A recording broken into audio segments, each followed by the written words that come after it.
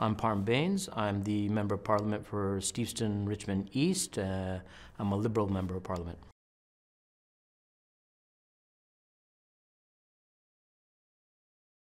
What got me into politics? At a younger age, I developed a sort of leadership role playing soccer, and from there were several issues that were sort of sparking up in the community around gang violence and youth violence. And from there, I was asked by some local educators to be involved in a youth forum. And I brought youth out to it, spoke there, and a provincial minister at the time asked me to work with the provincial government and liaise between community and the government.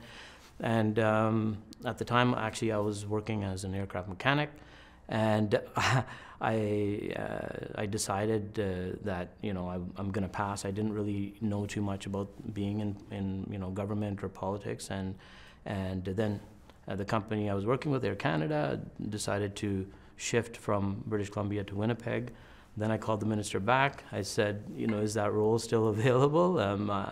I'm thinking of leaving this sort of profession in general, and I worked in provincial government soon after that, and developed a few more responsibilities there. And I was able to bring together on the issue of gang violence a divided community, which I thought was contributing to the problem, and brought them together for the first time. And from that meeting, I was able to see the current gang task force be formed from that meeting, and that sort of empowered me in a way to say, I think I can get things done with this role. And I spent 14 years BC government, and after that I was teaching communications at a university, and I was approached by a couple of members of parliament to seek office, and I felt I still had a lot of ideas that were important to my city that I grew up in, Richmond, British Columbia, that I could bring forward and be able to achieve things for the region and my community, and look at other priorities that are happening there. And I decided to come forward and take the opportunity and run for office.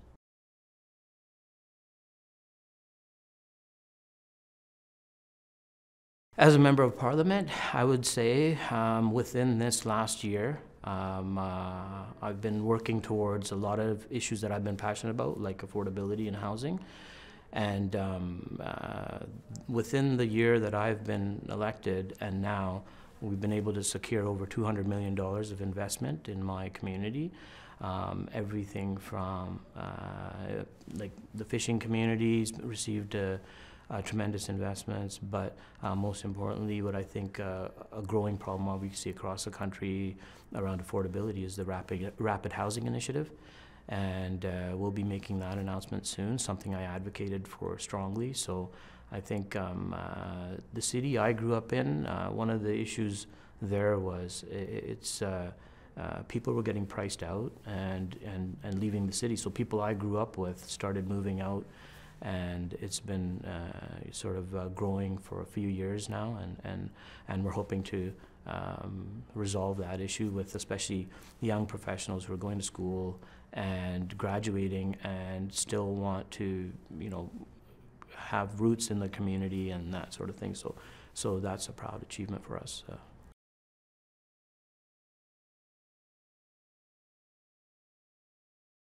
If you're connected to your community and you understand the needs there, and I honestly think it's the people that are doing so much work in the community who always have are helping government deliver programs, and being connected to them, asking them what the needs are, and ultimately meeting with them and trying to solve problems. I think the biggest skill set I have is having the ability to find strategies to get things done, and I think that motivates me to be able to resolve and solve the issues. I think it's something that excites me.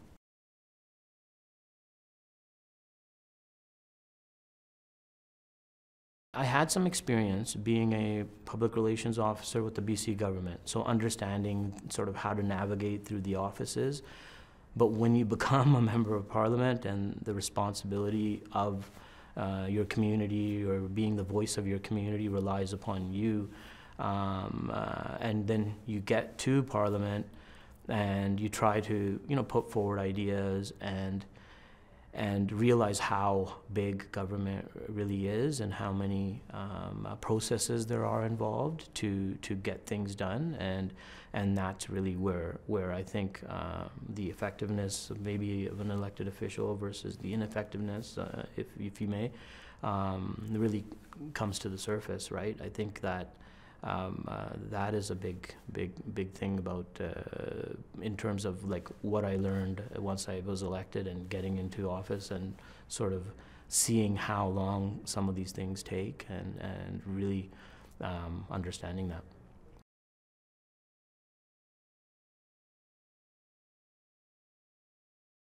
Working across party lines to achieve a goal, it happens almost every day. Like if we're involved in committee work, and I understand that people see on TV, on CPAC, and question period, a lot of that is comes down to a lot of the focus of a specific mandate maybe a party has, and some of the issues that they're really trying to push forward. However, day to day, there is a lot of work that we all need to do for Canadians, and I think everybody's heart is in the right place. When you come to work, everyone's focus is really how can we deliver things for Canadians, and everyone has a different approach. Someone says my idea is better, and it happens at work, in every workplace. So I don't see anything that's different here. But we're in committee work. We do committee work together, so we're trying to resolve and solve, issues that can ultimately help Canadians. So that happens almost every day.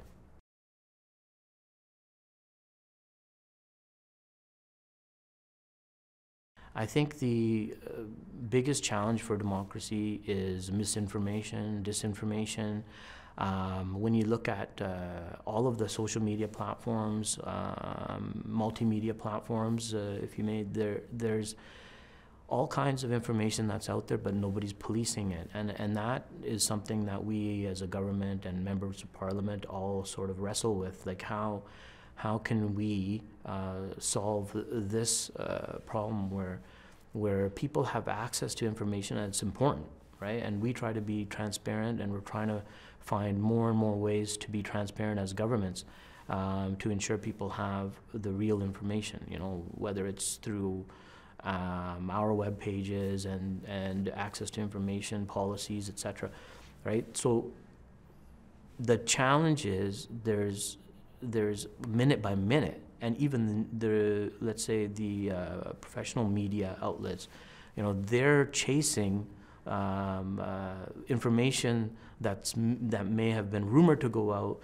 and without getting access to the complete information, but then they're wrestling with the fact that we need to get it out first, and it's something's already out there. So there's a lot of issues around what's correct before the information really gets out. So you'll see stories come out, and then all of a sudden it's like, whoa, the research on it's done sort of after that it's already out, and then you'll see following stories, etc., to correct what's out there. So I think that's a huge challenge for democracy, because ultimately people are making decisions based on information that they're getting by the minute, and not knowing the source.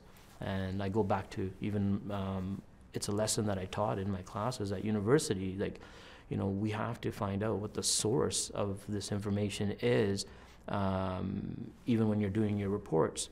And things like Wikipedia and all of these platforms out there that people think are real information, even those are need to be sort of verified.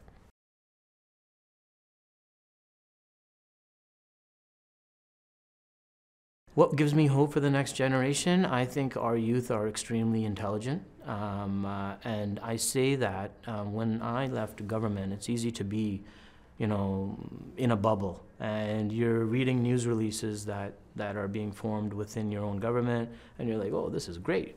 And but once you sort of leave and you go into different environments, like a teaching environment, and I felt I learned a lot from the classes I was teaching, because I always told them communications is the most important course you'll ever take, because you know you need it in every aspect of your daily lives. Any workplace needs it, but communication, even the way we are communicating and the way messages are received, like I just talked about in my previous answer,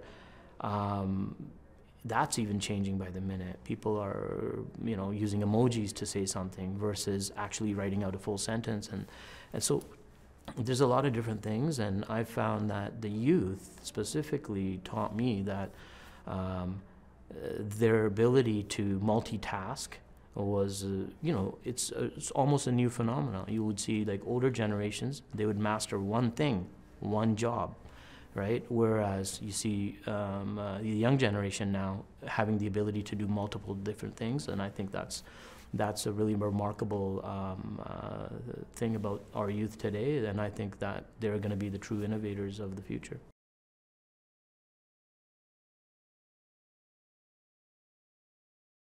The biggest piece of advice I would tell my 16-year-old self is to, you know, ultimately try to enjoy everything you do, and you know, don't master one thing. Try to adapt to a lot of different scenarios, and have the ability to you know, pivot if you need to pivot, and adapt to different you know, things. Gain as many skills as you can along the way. I think that would be the best piece of advice.